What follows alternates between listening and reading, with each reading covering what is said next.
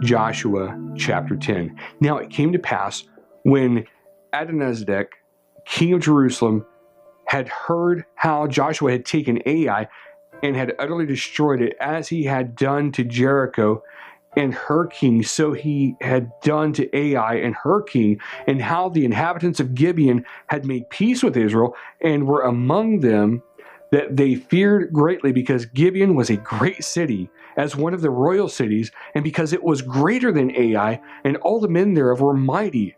Wherefore Adonizedek, king of Jerusalem, sent to Hoham, king of Hebron, to Piram, king of Jarmuth, and to Japha, king of Lachish, and to Deber, king of Eglon, saying, Come up to me and help me, that we may smite Gibeon, for it has made peace with Joshua and the children of Israel. Therefore the 5 kings of the Amorites, the king of Jerusalem, the king of Hebron, the king of Jarmuth, the king of Lachish, the king of Eglon, gathered themselves together and went up, they and all their host, and encamped before Gibeon, and made war against it.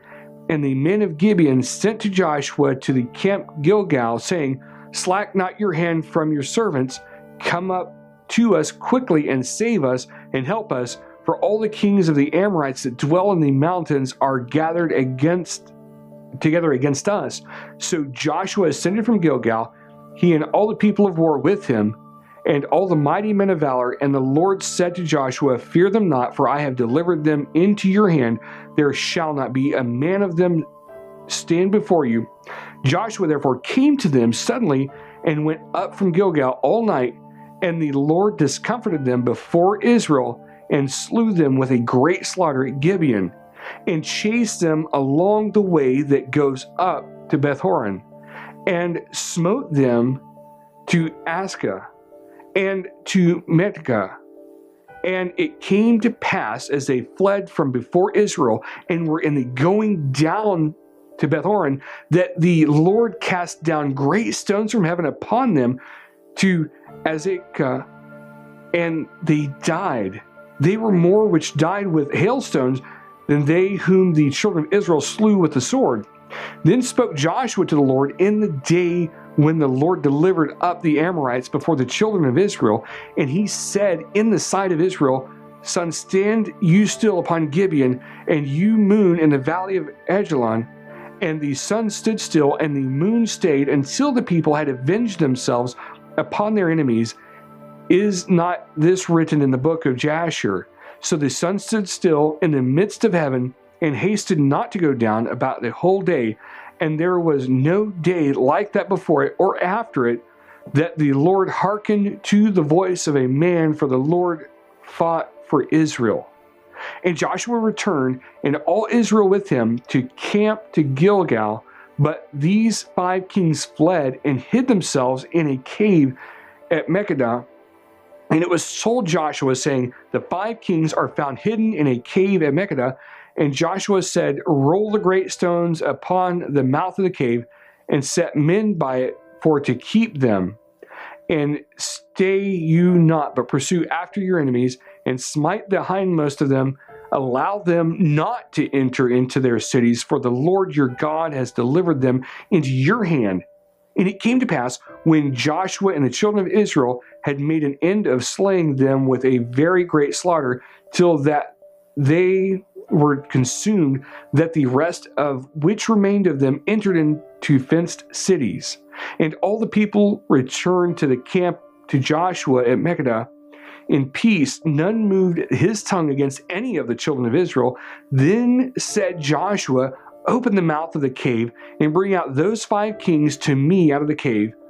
And they did so, and brought forth those 5 kings to him out of the cave, the king of Jerusalem, the king of Hebron, the king of Jarmuth, the king of Lachish, the king of Eglon. And it came to pass, when they brought out those kings to Joshua, that Joshua called for all the men of Israel, and said to the captains of the men of war which went with him, Come near, put your feet upon the necks of these kings.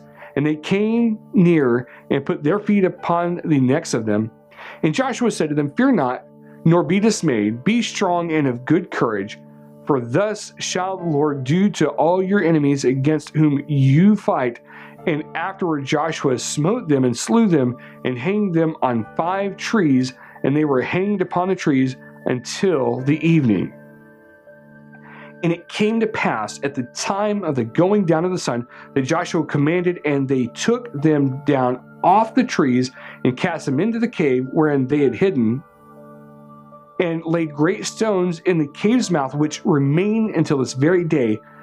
And that day Joshua took Megiddo and smote it with the edge of the sword, and the king thereon utterly destroyed them, and all the souls that were therein he let none remain. And he did to the king of Megiddo as he did to the king of Jericho.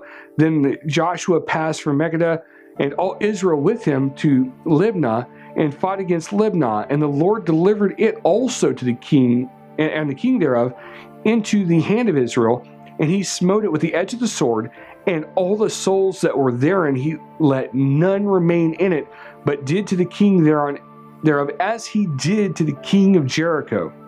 And Joshua passed from Libnah, and all Israel with him to Lachish, and encamped against it and fought against it, and the Lord delivered Lachish into the hand of Israel, which took it on the 2nd day and smote it with the edge of the sword, and all the souls that were therein, according to all that he had done to Libnah.